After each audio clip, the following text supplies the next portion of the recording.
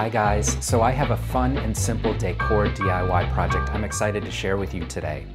About a year ago, I contributed a project to a craft book a friend of mine was writing, and the theme of the book was basically taking vintage crafts and putting a modern spin on them. The project I was assigned was string art, a craft that was last popular in the 1970s. If you're not familiar with string art, I've compiled a Pinterest board and you'll find a link in the video description below showing you both vintage and modern versions of the craft. Instead of a panel of wood, we're going to start with a corkboard square. Now, I didn't want mine to actually look like corkboard, so I chose to cover it in fabric.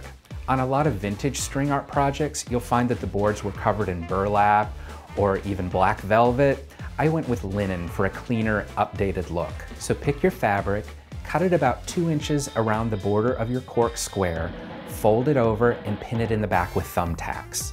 You can pick almost any design for your string art project, but you want to stick with a simple line drawing. Actually, using a monogram or an initial is a really great way to start. Once you've selected your design, print it out so it fits comfortably within the confines of your corkboard square. Then take a piece of tissue paper, line it up on top of the drawing, and outline it with dark marker.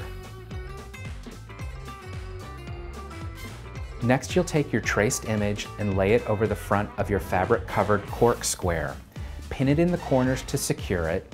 Instead of nails or thumbtacks, we're going to use something called map tacks. You can find these in any office supply store. They're basically like a really short thumbtack, but with a tiny round colored head. They're really cute.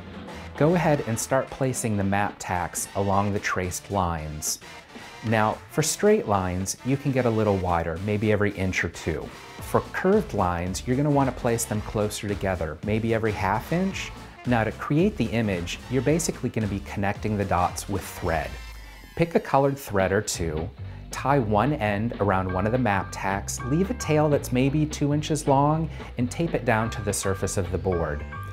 Wrap the string once or twice around that map tack, and then move on to the next one. You're going to go from tack to tack, creating the outline of your design. So I would suggest selecting a thread that's going to be a nice contrast with the fabric you're using. You want it to stand out enough to see the outline of your design. Once you've made it all the way around your design, you'll probably see that the line is a little bit faint, so I actually would suggest doing it 2 or 3 times to get a bolder graphic line. Once your thread lines are as bold as you'd like them to be, go ahead and tie off and put a little dot of glue on the end just to secure it. And you're finished. How easy was that? So I hope you'll give this project a try. If you have any questions, ask me in the comments section below. I'll be happy to answer and help revive a vintage craft. Thanks so much for watching, and I'll see you next time.